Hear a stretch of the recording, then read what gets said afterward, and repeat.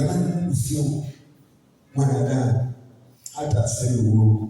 Mungu akisema amesema. Ni sisi tu wenyewe kama tutaamua kumpa nafasi, kama tutaamua kufanya sawa sana vile anavyotuelekeza, tutafanya. Lakini kama tutatumia akili zetu, hatuwezi. Tutakuwa tunapiga matani.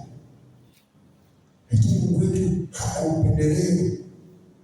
Yule aliyekuwa anatumikiwa na wakina Petro na wakina Yohana ndio huyu tunamwabudu siku hii ya leo. Hajabadilika. Ndio maana Waebrania sura ya 13 mstari wa 8 neno la Mungu linasema kwa Yesu Kristo yeye yule jana, leo na hata milele. Yaani Mungu habadiliki. Sisi wanadamu ndio tunaomfanya Mungu kama anafanyaje, anabadilika, lakini Mungu habadiliki. Akisema mseme. Na hii ndio itakayotushtaki sisi kama watoto wa Mungu. Kwa sababu kila kitu Mungu amekiweka. Ni sisi wenyewe tu kuitumia au kuzitumia akili zetu vizuri. Kwa hiyo wale waliochelewa tunajifunza habari za huyu Roho Mtakatifu anakaa ndani mwetu. Na Roho Mtakatifu yeye unapompa nafasi anaingia ndani mwako. Usipompa hakulazimishi.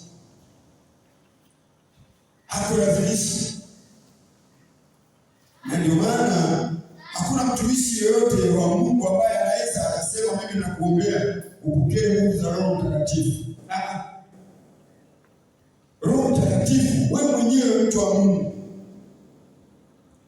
utakapokuwa tayari kumpokea, anaingia ndani mwako. Hata ukiwa nyumbani kwako, sio lazima uwe nyumbani kwa Bwana kama hivi, au sio lazima uwe ndani ya nyumba ya kuabudia au nyumba ya ibada. Mimi mwenyewe kipindi hicho wakati naokoka, nilipokea nguvu za Roho Mtakatifu ibada.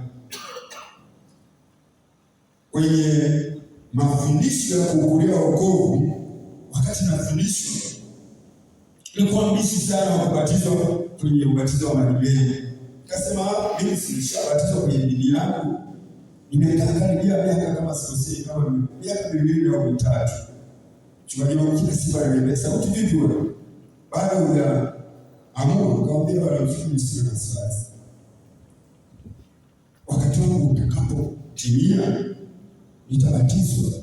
Lakini nataka kwanza nijue nini maana ya ubatizo wa maji mengi. Basi nikafundishwa kuhukulia wokovu. Nikafundishwa watu wakabatizwa sijui mara ngapi. Mimi niko tu ndani ya kanisa na sio na wasiwasi. Baadaye nilipofundishwa nikaelewa Mungu akasema na mimi kwa Bwana natakiwa kutimiza haki yote. Basi kipindi hicho siku ya habari na kuja kubatizwa, basi usiku wa manane kabla sijafika mahali hapa nikajikuta nimeingia kwenye maji. Halafu nikawa nanena kwa lugha kwenye yale maji. Siku hiyo nilipokuja hapa, basi mbona nimekuwa rahisi tu. Kwenye ulimwengu wa roho, unajua maisha sisi watu wa Mungu yanaanza katika ulimwengu wa roho. Kwenye ulimwengu wa macho ya damu na nyama anakuja kudhibitishwa, lakini tunaanzia kule roho. Basi usiku wa manane nimelala, nikajikuta nanena kwa lugha wakati sijawahi kunena kwa lugha ya siku. Nilipokuja hapa nilipoingia tu kwenye maji, chungaji siku hiyo nakumbuka pata shida sana. Nikapokea nguvu za Roho Mtakatifu kwenye maji. Kwa sababu Mungu alikuwa ameniandaa nguvu zake tangu usiku wa manane kwenye ulimwengu wa roho. Ndio maana nikatangulia kusema kuwa ujazi wa Roho Mtakatifu sio mchungaji, sio nani ambaye atasema mimi nakuombea upokee nguvu za Roho Mtakatifu. Yeye ataomba tu, lakini wewe mwenyewe ndio utakaosababisha upokee ujazi wa nini? Wa Roho Mtakatifu. Kama ukiwa tayari, kama uko tayari, na yeye kulazimisha, anakuacha wewe mwenyewe kwanza uwe tayari kupokea hicho kipawa, kwa sababu Roho Mtakatifu ni kipawa cha Mungu mwenyewe, ni zawadi ambayo Mungu anatupa sisi kama watoto wake, ili tuweze kufanya kazi yake kwa uaminifu, kwa sababu huyo Roho Mtakatifu ukiwa naye anakupa, anaingiza kwanza, ulikuwa na hofu ya Mungu ndani mwako. Chochote utakachotaka kukifanya ambacho ni kinyume na Mungu, Roho Mtakatifu anakuambia mwana msifanye. Hiki ni kibaya, anakosesha amani, kwa sababu kwanza yeye ni baba wa amani. Sasa anapokosesha amani, unajua kabisa hapa kutoka nchi ya neno huwezi kufanya. Sasa asilimia kubwa ya watoto wa Mungu leo hii wanatenda sana kwa Mungu kwa sababu tu hawajampa Roho Mtakatifu nafasi. Na Roho Mtakatifu akichukua nafasi ndani yako, hakika utatembea na ujasiri ambao sio wa kawaida, na hata hiyo huduma ambayo Mungu ameiweka ndani mwako utaona kama ni utaipata, utaifurahia, kwa sababu unaifanya ukiwa na amani, ukiwa na furaha.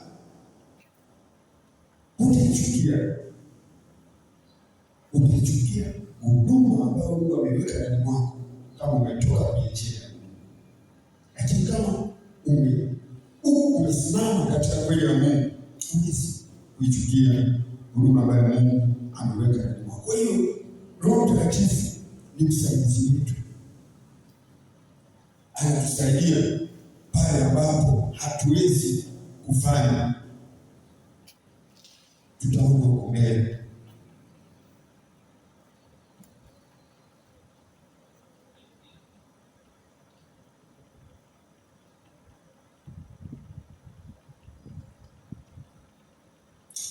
Roho Mtakatifu pia anatupa ufahamu wa kumjua Mungu.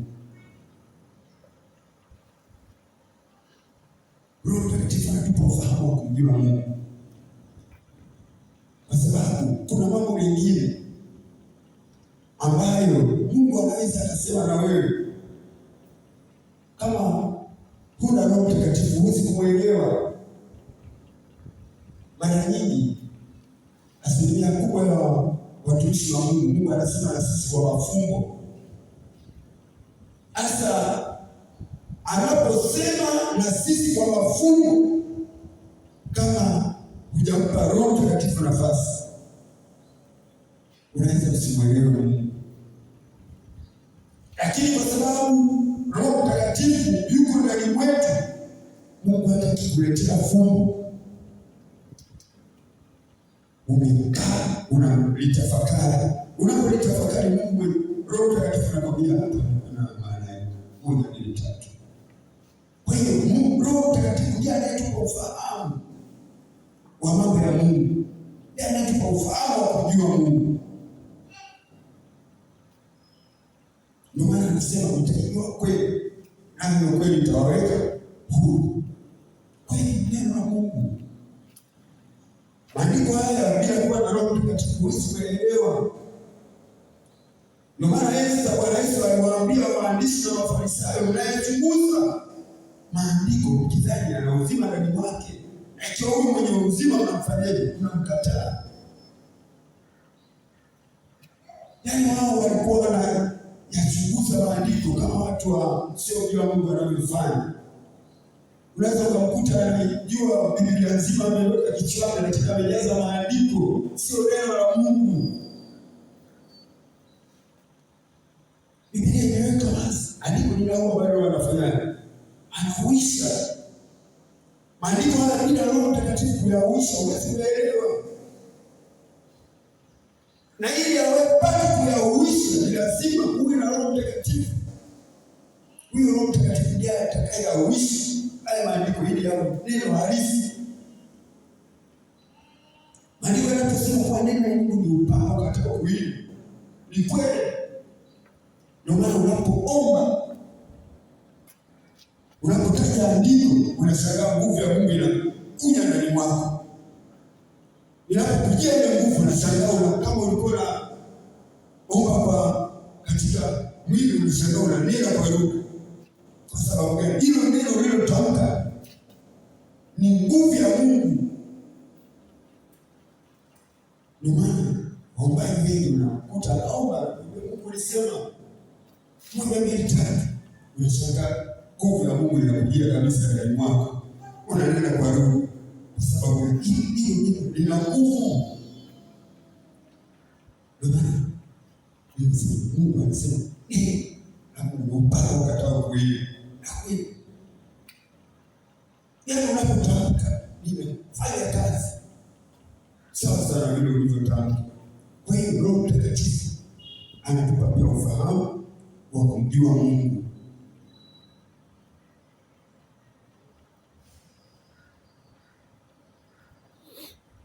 Hebu tusome Injili ya Yohana Mtakatifu sura ya 16 mstari wa 7. Injili ya Yohana sura ya 16 mstari wa 7 na 8 nasema hivi: lakini mimi nawaambia hivi kweli, yawafaa mimi niondoke, kwa maana mimi nisipoondoka huyo msaidizi hata kuja kwenu, bali mimi nikienda zangu nitampeleka kwenu. Naye akisha kuja, huyo atauhakikisha ulimwengu kwa habari ya dhambi na haki na hukumu. Huyo ni Roho Mtakatifu, atauhakikisha ulimwengu kwa habari ya haki na hukumu.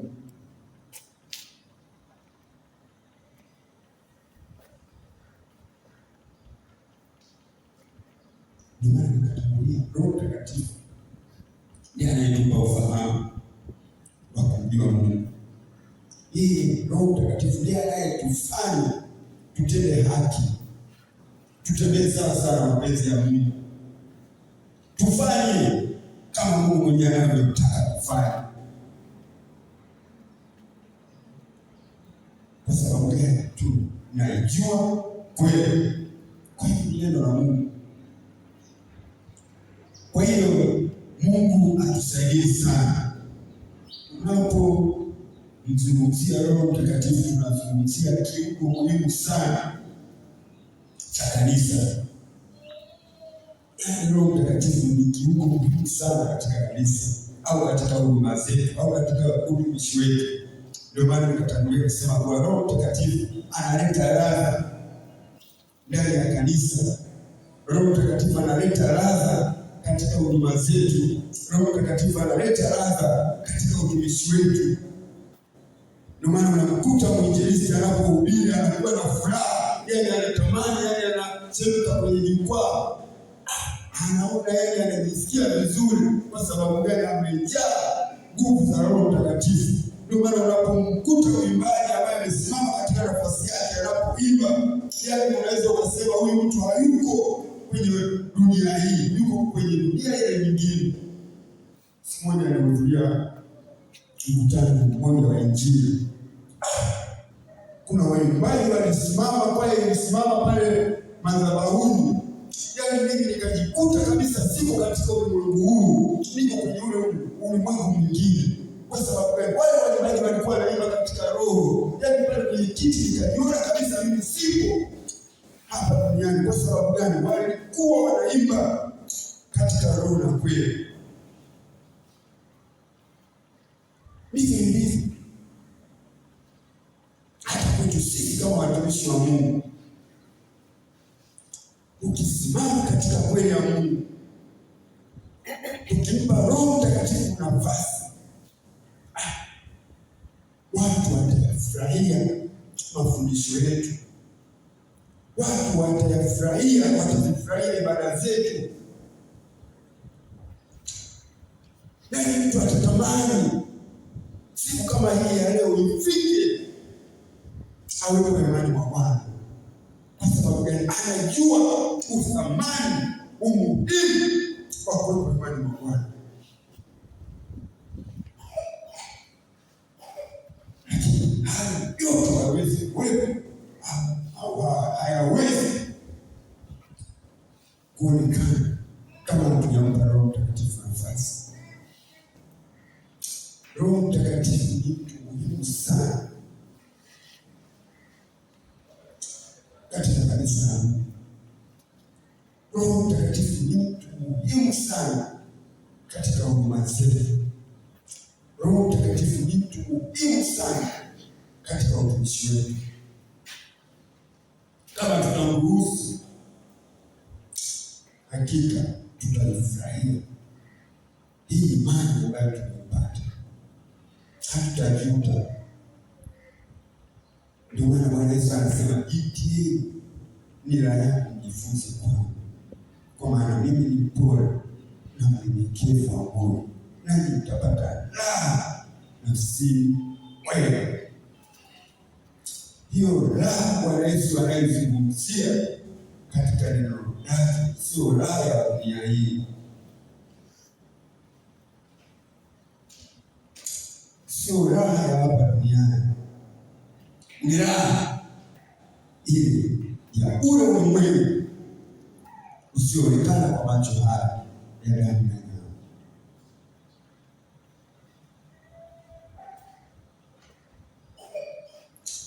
Mungu atusaidie sana. Mungu atusaidie sana.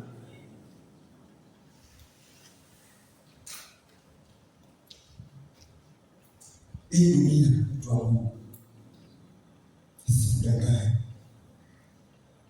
Wewe ni msafiri, na kama wewe ni msafiri, chunguza njia zako. Mpe Mungu nafasi ya kwanza.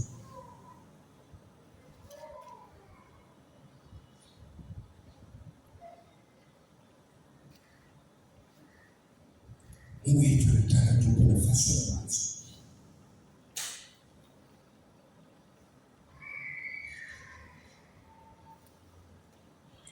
Roho Mtakatifu ndiye anayetupa nguvu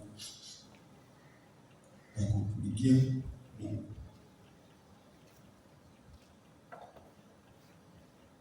Tukisoma kitabu cha Matendo sura ya 1 mstari wa 8, neno la Mungu linasema, acha tusome kidogo hapo.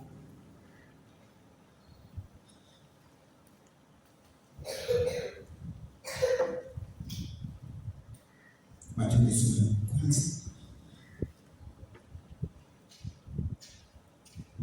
mstari wa 8, neno la Mungu linasema hivi: lakini mtapokea nguvu akiisha kuajilia Roho Mtakatifu, nanyi mtakuwa mashahidi wangu katika Yerusalemu na katika Uyahudi wote na Samaria na hata mwisho wa nchi.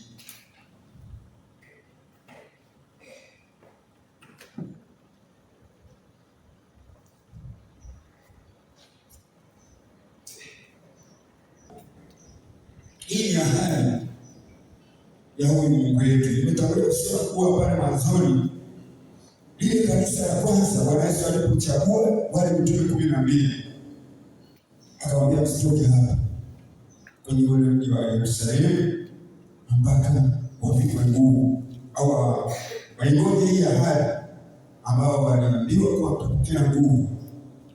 Akili wakakaa pale, basi mpaka walipovikwa ile nguvu. Tunaona mambo waliyofanya. Walifanya mambo makubwa sana kwa ajili ya kusudi ambalo Mungu alikuwa amewatia, na kweli ulimwengu ulijua walipopokea ile nguvu. Ukisoma kitabu kile cha Matendo ya Mitume sura ya 2 kuanzia mstari wa 1 na kuendelea, wale watu waliingia kwenye ule mji, wale wenyeji wa ule mji wakashangaa,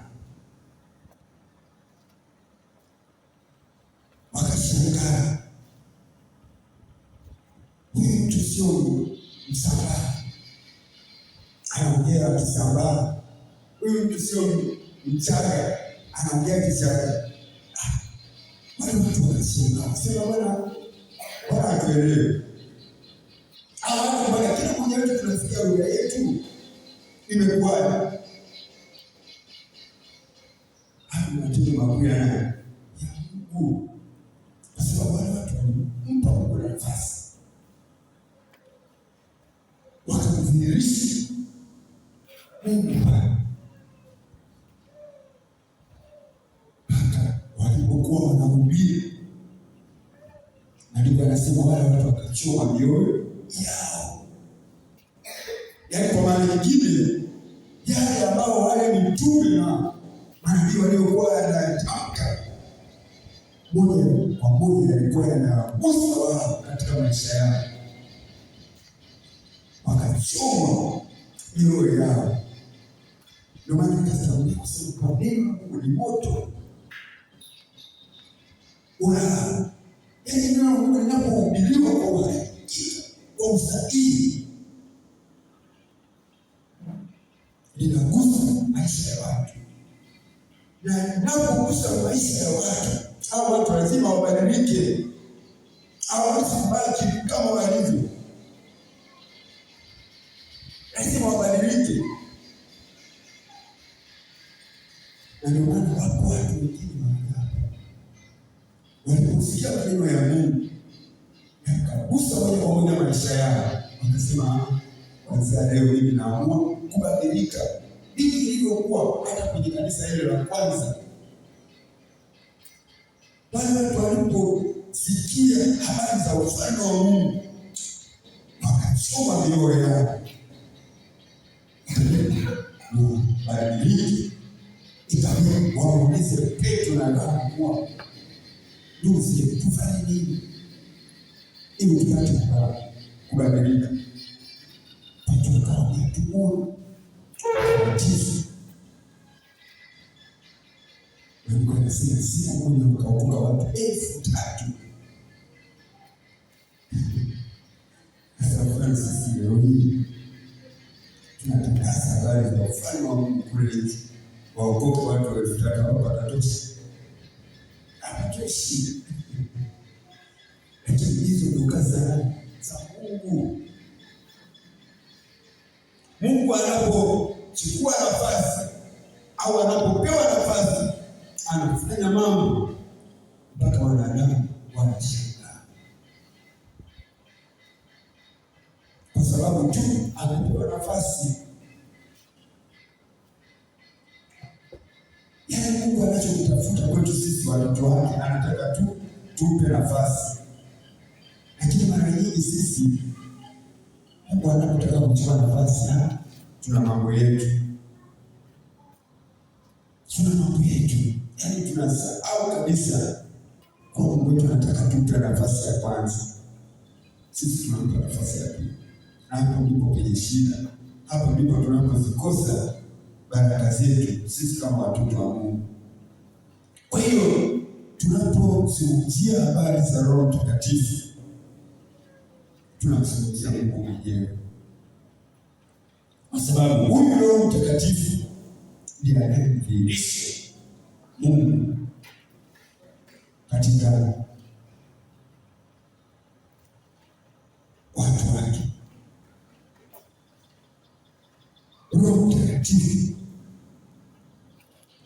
ndio nguvu yetu sisi, na ndio maana tunatumia kusema kwa Roho Mtakatifu ndiye anayeleta ladha katika ibada.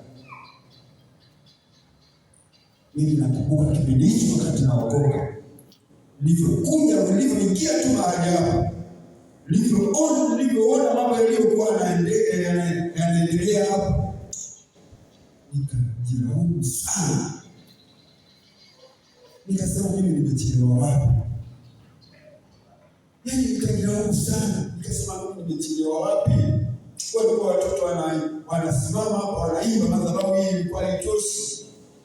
Wale watoto walikuwa wakiimba, mimi hapo kwenye kiti nalia tu, machozi yananitoka. Ndani ya nafsi yangu najiuliza kabisa, kwa mimi nimechelewa wapi? Wakisimama watoto watini jazi hapa,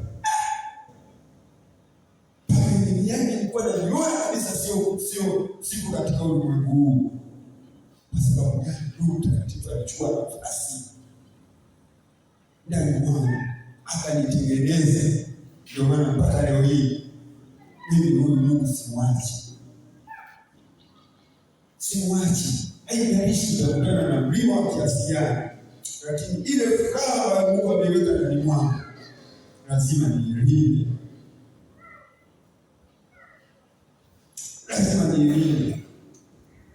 Kwa sababu gani? Sitaipata sehemu yoyote nyingine zaidi ya huyu Mungu wangu. Hicho ndio kitu ambacho mimi naamini. Kwa sababu gani? Ndivyo kuwepo kule kwenye dini yangu nipasi nione hiyo furaha kama ninavyoiona leo hii. Kwa hiyo mimi nataka nikutie wewe, simama katika nafasi yako, usiangalie kushoto wala kulia. Wewe mwangalie yule aliyeandikwa pale msalabani, aliyesema kuwa yote imekwisha. Huyo ndio kumwangalia peke yake, kwa sababu huyo ndiye ambaye ana uwezo wa kuweka mahali pale alipo, kwa sababu ametuahidia kuwa mimi naenda kuangalia makao ili nilipo mimi na ninyi mwepo. Huo ndio uzuri wa Mungu wetu. Ametuhakikishia, ametupa uhakika.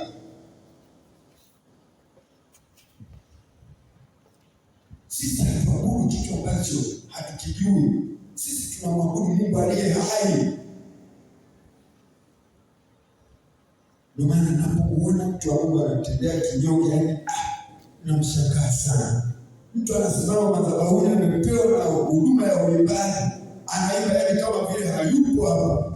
Unawakwaza hata wenzako, afadhali hata usikitu hiyo maiki. Lakini unaposimama madhabahuni, hebu kwanza wewe mwenyewe ujiamini kuwa huyo aliyoko ndani mwako ni mkuu kuliko wakuu wote wa dunia hii. Yeye unajua kitu kikubwa ambacho kitakujulisha au kitakutambulisha wewe kama mtoto wa Mungu. Popote unaposimama, simama kwa ujasiri, ili kila mtu amjue huyo Mungu unayemwabudu. Lakini unaposimama kinyonge, hata yule anayekusikiliza anasema huyu mtu vipi? Anaumwa. Lakini unaposimama kwa ujasiri, kila mtu anajua huyu sio yeye, bali yule Mungu aliyoko ndani mwake ndiye anayefanya hayo anayofanya. Huyo ndio Mungu tunayemwabudu sisi. Mungu wetu sio dhaifu, Mungu wetu sio mnyonge. Mungu wetu anasema anatupa ujasiri. Tena anasema Mungu ujasiri kama nini? Kama simba. Wewe unapopewa nafasi kama ni ya kuimba, kuimba katika roho na kweli, ili kila mmoja ajue wewe unayemwabudu. Kama umepewa nafasi ya kufundisha, fundisha. Kama utafundisha tena, kama umepewa nafasi ya kuhubiri, wewe hubiri. Kama utahubiri tena. Sisi watoto wa Mungu, unapopata nafasi kama hivi kuwepo ndani mwa Bwana, sahau yote, mpe Mungu nafasi. Mpe Mungu nafasi. Sio unakuwa mahali hapa alafu unafikiria mambo mengine. Mungu hawezi kuchukua nafasi. Mungu anatafuta nafasi, mtu atakayempa nafasi ili apate kumhudumia. Kwa sababu yeye anasema maandalio ya Mungu ya mwanadamu, bali ndio kutoka kwa nani? Kwa Bwana. Kwa hiyo unapokuja hemani mwa Bwana, usije kwa mazoea. Iachilie mbele za Mungu wako, na Mungu atakuhudumia. Kwa sababu anasema wenye njaa na kiu ya haki, maana watafanyaje? Watashibishwa. Sasa wewe kama una kiu na njaa ya haki, alafu unasema unakuja ibadani, nani atakaye kushibisha? Nani atakaye kushindisha? Kwa hiyo na kuendelea kusema maneno haya, endelea kuachilia moyo wako. Inawezekana wewe Mungu ndiye aliyekukusudia siku hii ya leo Mungu. Yes. Uwezo wa Mungu sana.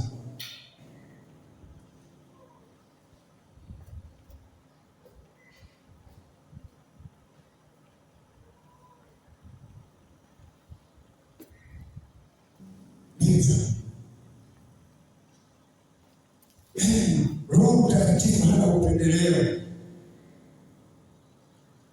Roho Mtakatifu hana upendeleo. Inawezekana wakati naendelea kusema maneno haya, Roho Mtakatifu atakujaza nguvu hapo ulipokaa.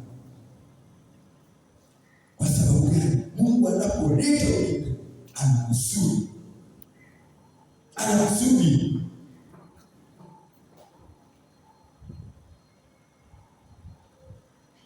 Kwa hiyo Mungu atusaidie sana. Roho Mtakatifu ndiye atusaidie hata katika kuomba. Kusoma Warumi sura ya 8 mstari wa 26. Neno la mwisho litakuwa hivi.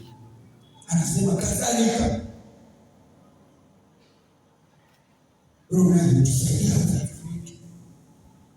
kwa maana hatujui kuomba jinsi tupasavyo, lakini yeye mwenyewe hutuombea tena kwa kugua kusikiliza kwa. Yaani katika kila jambo tunalolifanya sisi kama watoto wa Mungu, Roho Mtakatifu ndiye anatusaidia kufundisha kama hivi. Kwa akili zangu mimi nisingeweza kutamka haya ambayo nimeyatamka,